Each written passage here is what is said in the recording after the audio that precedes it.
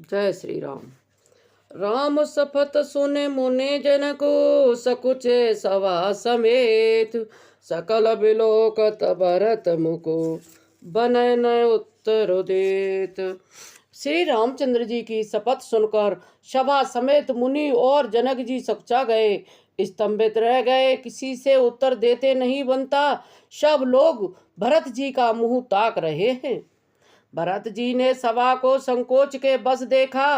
राम बंधु भरत जी ने बड़ा भारी धीरज धरकर और कुसुमय देखकर अपने उमड़ते हुए प्रेम को संभाला, जैसे बढ़ते हुए विंध्याचल को अगस्त्य जी ने रोका था। शोक रूपी हिरण्याक्ष को ने बुद्धि रूपी पृथ्वी को हर लिया था, जो विमल गुण समूह रूपी जगत की योनि उत्पन्न करने वाली थी। भरत जी ने विवेक रूपी विशाल बराह रूपधारी भगवान ने शोक रूपी हिरण्याक्ष को नष्ट कर बिना ही परिश्रम उसका उद्धार कर दिया। भरत जी ने प्रणाम करके सबके प्रति हाथ जोड़े तथा श्री रामचंद्र जी, राजा जनक जी, गुरु वशिष्ठ और साधु संत सबसे विनती की और कहा, आज मेरे इस अत्यंत अनुचित बर्ताव को क्षमा कीजिएगा। मैं कोमल छोटे मुख से कठोर धृष्टतापूर्ण वचन कह रहा हूँ। फिर उन्होंने हृदय में स्वामिनी सरस्वती जी का स्मरण किया। वे मान सरोवर उसके मुखार बिंदु पर आ विराजी। निर्मल विवेक रूप और नीति से युक्त भरत जी की बाड़ी सुंदर हंसनी के समान गुण दोष का विवेचन करने वाली है। निरखि विवेक विलोचन शिथिल स्नेह समाज, कर प्रणाम बोले भरतो सुमिर सिय रघुराज। विवेक के नेत्रों से सारे समाज को प्रेम से शिथिल देखकर सबको प्रणाम कर सीता जी और श्री रघुनाथ जी का स्मरण करके भरत जी बोले, हे प्रभु, आप पिता माता सुहृद, पिता गुरु स्वामी, पूज्य परम हितैषी और अंतर्यामी, सरल हृदय स्नेह मालिक, शील के भंडार, शरणागत की रक्षा करने वाले, सर्वज्ञ सुजान, शर्मत शरणागत का हित करने वाले, गुणों का आदर करने वाले और अवगुणों तथा अपापों को हरने वाले, हे गुसाई, आप सरीखे स्वामी आप ही हैं और स्वामी जी के साथ द्रोह करने में मेरे समान मैं ही हूँ। मैं मोहबस प्रभु आपके और पिताजी के वचनों का उल्लंघन और समाज बटोर कर यहाँ आया हूँ। जगत में भले बुरे, ऊंचे और नीचे, अमृत और अमर पद, देवताओं का पद, विष और मृत्यु आदि है। राम रजाए मेट मन माही, देखा सुना कतौ को नाही, सो मैं सब विध की न डिटाई, प्रभु मानी स्नेह शिवकाई। किसी को भी कहीं भी ऐसा नहीं सुना जो मन में भी श्री रामचंद्र जी आपकी आज्ञा को मेट दें। मैंने सब प्रकार से वही डिटाई की, परंतु प्रभु ने उस डिटाई को स्नेह और सेवा मान लिया। कृपा बलाए आपनी, नाथ की नवल मोर, दूषण वे भूषण सरिस, सुजस चार चौर, मंगल भवने मंगल हारी, द्रवो सुदशरथ अजीर बिहारी। हे नाथ, आपने अपनी कृपा और भलाई से मेरा भला किया, जिससे मेरा दूषण दोष भी भूषण के समान हो गए और चारों ओर मेरा यश सुंदर यश छा गया। हे नाथ, आपकी रीति और सुंदर स्वभाव की बड़ाई जगत में प्रसिद्ध है और वेद शास्त्रों में गाई है। जो क्रूर, कुटिल, दुष्ट, कुबुद्धि, कलंकी की, नीचशील रहित, निरीश्वरवादी, नास्तिक और निशंक निडर हैं, उन्हें भी अपने शरण में सम्मुख आया सुनकर बार एक बार प्रणाम करने पर ही अपना लिया। उन शरणागतों के दोषों को देखकर भी आप कभी हृदय में नहीं लाए और उनके गुणों को सुनकर साधुओं के समाज में उनकी बखान किया। ऐसा सेवक पर कृपा करने वाला स्वामी कौन है, जो आप ही सेवक का सारा साज समाज सज दे, उसकी सारी आवश्यकताओं को पूर्ण कर दे और स्वप्न में भी अपनी कोई करनी न समझकर मैंने सेवक के लिए कुछ किया है, ऐसा न जानकर उल्टा सेवक को संकोच होगा, इसका सोच अपने हृदय में रखे। मैं भुजा उठाकर और प्रण रोप कर बड़े जोर के साथ कहता हूँ, ऐसा स्वामी आपके सिवा दूसरा कोई नहीं है। बंदर आदि पशु नाचते और तोते सीखे हुए पाठ में प्रवीण हो जाते हैं, परंतु तोते का पाठ प्रवीणता रूप और गुण पशु के नाचने की गति क्रम से पढ़ाने वाले और नचाने वाले के अधीन है। इस यो सुधार सनमान जन किए साधो सिर मोर, को कृपाल बिनु पाल है मेरे दावल पर जोर। इस प्रकार अपने सेवकों की बिगड़ी बात सुधार कर और सम्मान देकर आपने उन्हें साधुओं का शिरोमणि बना दिया। कृपालु आपके सिवा अपनी वृद्धावली का और कौन जबरदस्ती हठ पूर्वक पालन करेगा।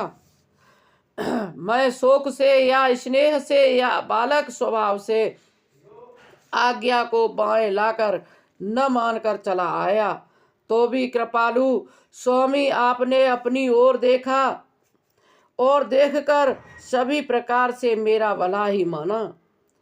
मेरे इस अनुचित कार्य को अच्छा ही समझा। मैंने सुंदर मंगलों को मूल आपके चरणों का दर्शन किया और यह जान लिया कि स्वामी मुझ पर स्वभाव से ही अनुकूल है। इस बड़े समाज में अपने भाग्य को देखा कि इतनी बड़ी चूक होने पर भी स्वामी का मुझ पर कितना अनुराग है। कृपा निधान ने मुझ पर सोगापांग भरपेट कृपा और अनुग्रह सब अधिक ही किए हैं। मैं जिसके जरा भी लायक नहीं था, उतनी अधिक सर्वांग पूर्ण कृपा आपने मुझ पर की है।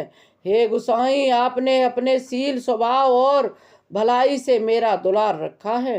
हे नाथ, मैंने स्वामी और समाज के संकोच को छोड़कर अभिनय या विनय भरी जैसी रुचि हुई वैसी ही बाड़ी कहकर सर्वथा डटाई की है। हे देव, मेरे आर्तभाव आतुरता को जानकर आप क्षमा करेंगे।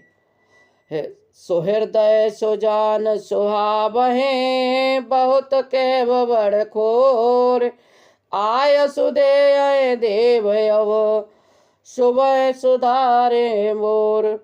सुहृदय बिना ही हेतु हित करने वाले बुद्धिमान और श्रेष्ठ मालिक से बहुत कहना बड़ा अपराध है। इसलिए हे देव, अब मुझे आज्ञा दीजिए।